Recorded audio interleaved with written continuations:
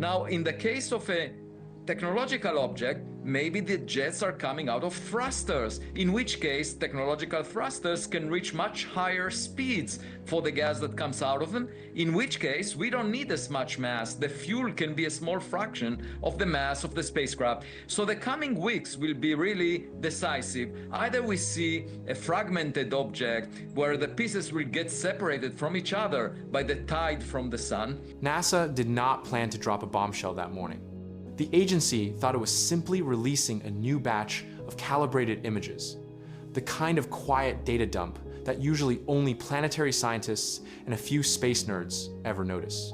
But buried inside those frames was something that would send a chill through one of the most outspoken astronomers on Earth.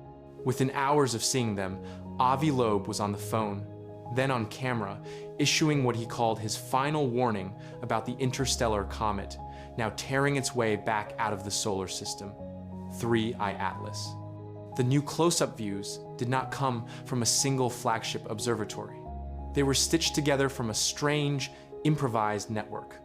Cameras on NASA's Mars Reconnaissance Orbiter, coronagraphs watching the sun, a small solar imaging mission called Punch, and a set of follow-up snapshots from the James Webb Space Telescope and the Very Large Telescope on the ground. For months, these instruments had been watching 3I Atlas as it swept behind the sun, then re-emerged into darker skies. Until this week, all anyone had seen was a faint, fuzzy streak and a ghostly blue coma. Suddenly, the world had something close to a resolved portrait. When Loeb opened the process mosaic for the first time in his Harvard office, he was looking at light that had bounced off an object older than the solar system itself. The comet's nucleus sat at the center, a bright, irregular knot only a few pixels across, but sharp enough now to measure. Around it, an asymmetric halo of gas and dust stretched out in a warped teardrop. Two tails streamed away at odd angles, one long and diffuse, another thin and knife-straight, pointing almost toward the sun instead of away from it. On its own, any one of those features could have been explained as a quirk of geometry or solar wind. Together, they painted a picture that did not fit comfortably inside standard comet physics. In the composite taken by the Mars Reconnaissance Orbiter in early October, mission scientists measured the apparent size of the central condensation and converted it to a physical scale. Their best estimate put the nucleus somewhere between 0.5 kilometer and maybe 1.5 kilometers across. That was already on the large side compared to the earlier interstellar visitor 2I Borisov. But the surrounding cloud of gas, dominated by carbon dioxide with only a trace of water, was far more extended than expected at that distance from the Sunday. Then came the motion problem. The same images that sharpened the comet's shape also pinned down its position to within a few dozen kilometers. When teams at NASA and the European Space Agency folded those new coordinates into their trajectory models, the numbers refused to sit still. The path of 3I Atlas was not matching the gravity-only predictions. The comet was drifting, ever so slightly, in a direction that could not be blamed on random jets of gas blowing off its surface. Imagine driving a car down a straight motorway with the cruise control locked. Gravity is the road. You expect the car to stay in its lane unless you touch the wheel. For 3I Atlas, nature itself seemed to be nudging the steering wheel, not once, but over and over again in the same direction. When astronomers computed the so-called non-gravitational acceleration, they found a tiny but persistent push on the order of a few 10 millionths of Earth's surface gravity. Small enough that no one on Earth would feel it, but huge in the language of precision orbits. At first, the community fell back on the standard explanation, outgassing. Comets shed ice and dust as they heat up, and those jets act like thrusters. But the close-up images complicated that story. The most intense jets, resolved as subtle fans of material in the high-contrast frames, were not pointing in the right direction to explain the way the orbit was bending. In one sequence from the Punch mission, taken only a few days apart, the narrow sunward spike of dust, the so-called anti-tail, actually sharpened at the same time that the non-gravitational push seemed to weaken. It fell backwards. More material was being thrown out, but the invisible hand pushing the comet was relaxing. This was not the first hint that 3I Atlas was misbehaving. Earlier spectroscopy had shown an unusually blue coma, dominated by carbon-bearing gases, and with a nickel to cyanide ratio that looked nothing like most comets from our own Oort cloud. Radio telescopes in South Africa had picked up hydroxyl emission long before the comet reached the usual water sublimation zone, suggesting that fragments of ice were being stripped away and vaporized in deep space. Swift ultraviolet observations had measured a water loss rate comparable to an open fire hydrant many tens of millions of kilometers from the sun, where that should not be happening at all. Each anomaly had a proposed explanation. Maybe the comet had a strange mix of ices on its surface. Maybe it had been baked by a hot, long-gone star in its birth system. Maybe its crust was fractured just enough to let sunlight trigger outbursts far from the sunday. Astronomers are good at maybe, but the new images, with their sharper constraints, tightened the noose. The jets were real, but they seemed to be pointing the wrong way. The coma was real, but too extended for the measured size of the nucleus. The acceleration was real, but its pattern did not line up with any simple model of outgassing. This was the context behind Loeb's warning. In interview after interview, he had already argued that 3I Atlas might be more than just an oversized snowball. He had spoken about hidden power sources, about energy densities hotter than the sun, about the uncomfortable way interstellar visitors kept defying expectations. First, there was Oumuamua, dry and tumbling, with its own unexplained acceleration. Then Borisov, a more conventional but hyperactive comet rich in carbon monoxide. Now Atlas, spraying water early, glowing blue, and veering off course by tiny but measurable amounts. The new close-ups forced the question, if not ordinary comet physics, then what? On the day the images went public, Loeb dialed into a joint teleconference hosted by NASA and the European Space Agency. The official line from the mission teams was cautious. They talked about complex sublimation patterns, about layered ices, about fractal jets and porous crusts. They showed plots of brightness versus distance and explained that when you tweaked enough parameters in the models, you could still fit the data. The word exotic came up more than once, but always attached to chemistry, not technology. When it was his turn, Loeb did not accuse anyone of hiding the truth. Instead, he did something more unsettling. He put numbers and history side by side. How many interstellar visitors had we seen so far? 3. How many of them had behaved exactly like our predictions for old, natural comets? 0.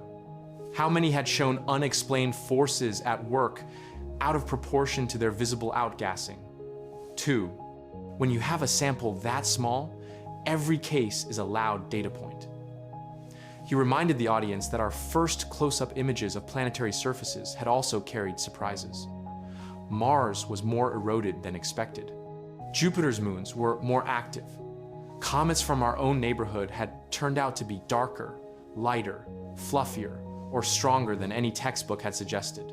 Every time, nature had been stranger than the safe assumptions written down before the missions flew.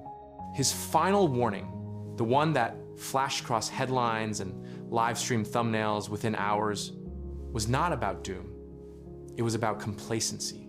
If 3I Atlas is powered by something we do not understand, he said, then the worst mistake we can make is to wave it away with a shrug and a new fudge factor in our models. If we always assume just another weird comet, we will blind ourselves to the possibility that some fraction of interstellar objects are engineered, guided, or at least shaped by technologies older than our own civilization. And if we do not take that possibility seriously when we have fresh, close-up data in hand, then we may miss the narrow window in which we can still learn from them. He pointed back to the images on the screen. The skewed coma, the mismatched jets, the anti-tail that sharpened while the phantom acceleration eased. If a human engineer were trying to disguise a controlled trajectory as natural outgassing, he suggested, it might look very much like this, a messy but consistent pattern of thrust that never quite lines up with the visible vents, as if the true exhaust were hidden below the resolution of our best cameras. Most of the scientists on the call did not go that far. For them, the priority was to gather more data while they still could. The comet was climbing away from the sun now, heading toward its closest pass to Earth, at a distance almost twice that between Earth and the Sunday. It would never be back. Ground-based telescopes were already queuing up deep exposures. The James Webb Space Telescope had a series of infrared snapshots on the calendar. The high-rise camera at Mars had one last chance to catch the receding nucleus against a star-rich background. As the days passed, the picture refined but did not settle. The non-gravitational acceleration in the orbit fit grew weaker as the comet slowed but did not vanish. The blue hue of the coma persisted, with spectral lines that suggested an overabundance of carbon-bearing molecules and nickel vapor. The radio emission from hydroxyl steadied at a level that still implied a leak of water from somewhere, somehow, in quantities more familiar from comets, much closer to the Sunday. To a cautious scientist, this was now a puzzle box with missing pieces and too little time. To Loeb, it was a pattern.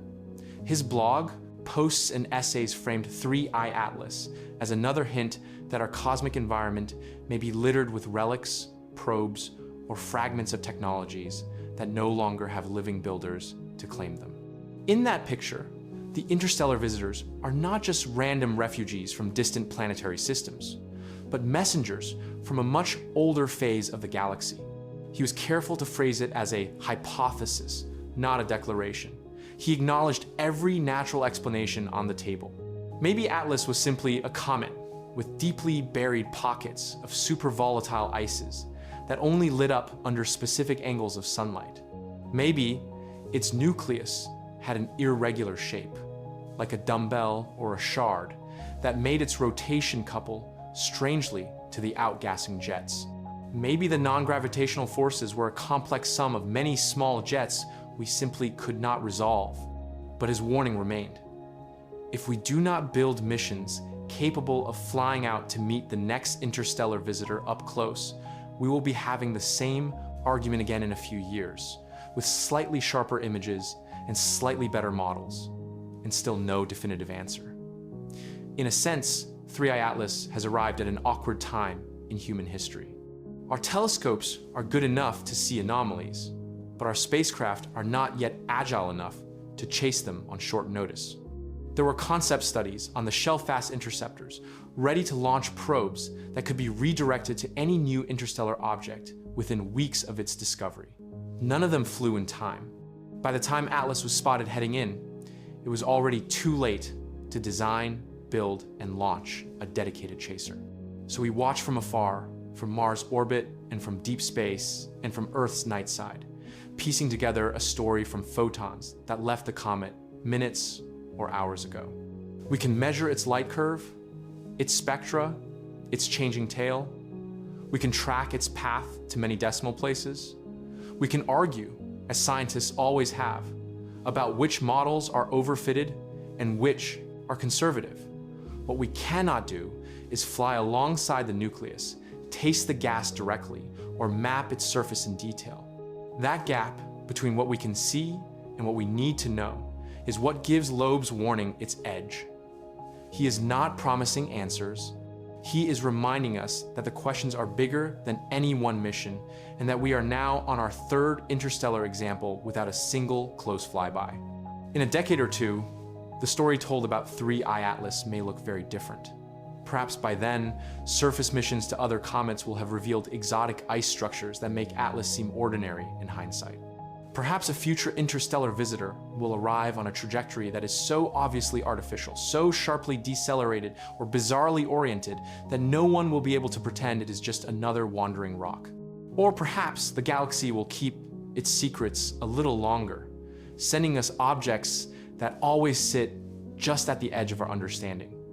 For now, though, the images from Mars' orbit, from solar imagers, from Webb, and from giant mirrors on Earth, all show the same small, stubborn fact.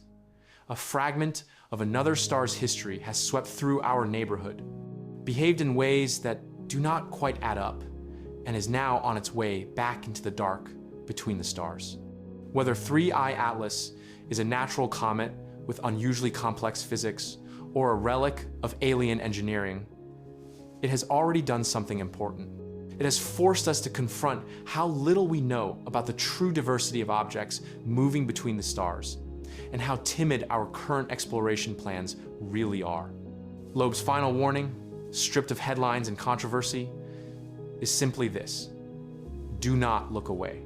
The next time the galaxy sends us a visitor from the deep, we should be ready not just to take pictures from afar, but to go out and meet it before it too disappears into the night.